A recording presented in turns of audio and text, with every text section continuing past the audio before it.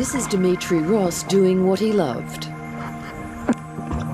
He became passionately obsessed with it.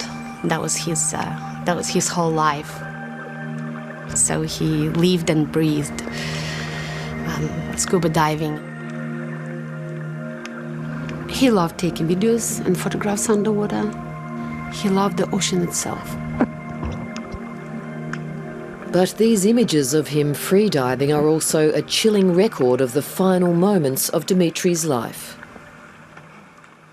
Personally, I never thought that this would happen to my brother, but as a freediver, there's a certain risk you're taking.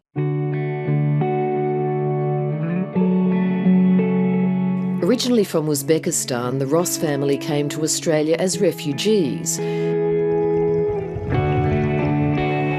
Dima, as he was known, was certified as a scuba diving instructor last year and worked part-time at the family's business run by his mother, Della Ross. We called him Fish. His rate of air consumption underwater was twice less than anyone else. Dima had started to teach himself freediving, where divers hold their breath without using any breathing apparatus. He was never a certified freediver. He never learned it properly. So were you worried about him going freediving? He was such a strong swimmer, and he had such low requirements for oxygen. I wasn't really worried. Early evening on January the 29th, Dima and his girlfriend went freediving at Brighton Le Sands Beach in southern Sydney. Dima went for one last dive on his own. The deepest point of that area was about 3 meters. His last video on GoPro lasts for 2 minutes and 43 seconds, and then he dropped his GoPro.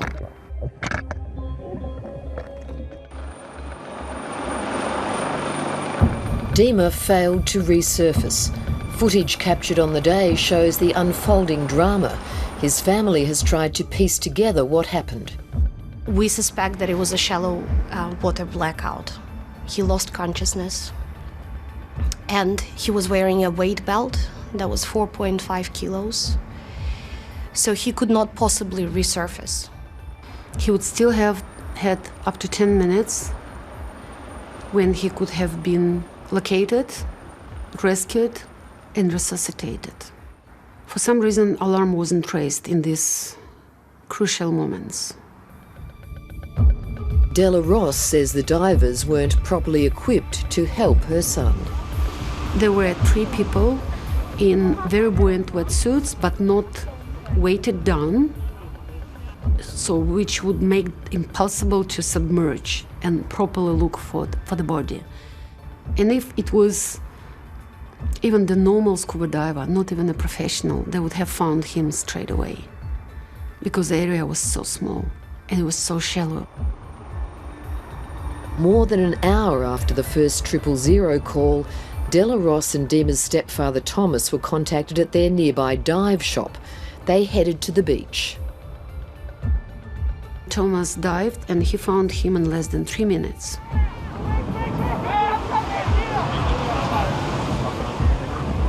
It was too late.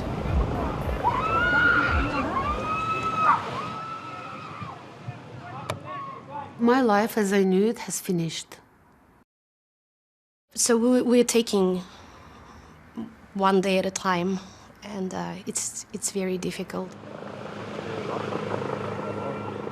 The incident raises questions about the safety of freediving, especially the non-competitive form of the rapidly growing sport.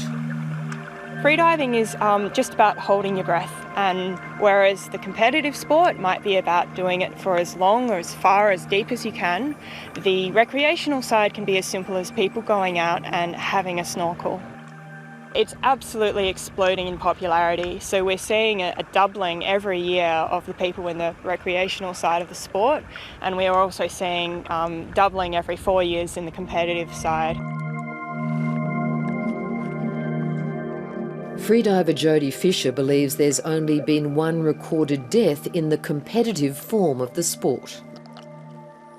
As soon as you move outside of a regulated framework, you get additional risks. So it's not feasible for a recreational diver to have our full competition set up of multiple safety divers and judges, but there are still things that people can do to keep themselves safe. And this is why we advocate for people to do courses so that we can basically prevent incidents from happening in the recreational sector. All right, guys, so welcome to Vaucluse. What we're going to do today, we're going to conduct 2 dives.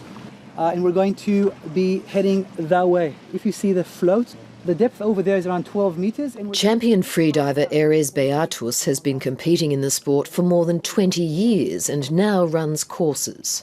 Okay, the first rule, the most important rule, is to work as a team and always dive with a buddy. We know exactly where we're going to go. We know exactly what we're going to do. Now, contrary to what most people think or believe about freediving, statistically it's safer than scuba diving, just as an example. But it's still an extreme sport. So if something does go wrong, you need to know what you're doing. You need to have the proper training and preparation and have a buddy with you so that you can solve the situation as it comes. The person needs to be right there with you within an arm's reach rather than just being on the beach or being on a boat. Do you accept that when people take part in activities like this, they do have to be responsible for their own safety? Yes. But he wasn't aware, probably he wasn't aware of this because he never undertook any training. New South Wales Police say all appropriate protocols were followed and a brief is being prepared for the coroner.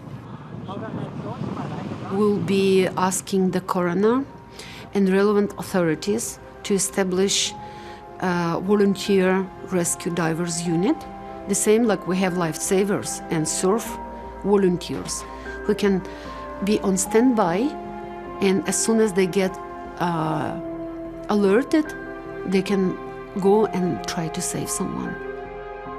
Even if it takes the family to continue the investigation, this is what we will do, and we will not leave any stone unturned. I still struggle every day to take a breath. I forget how to breathe. It hits me, and then I pull myself together, and I think that no, we have to fight to find the truth, and also we have to find for some changes to be made.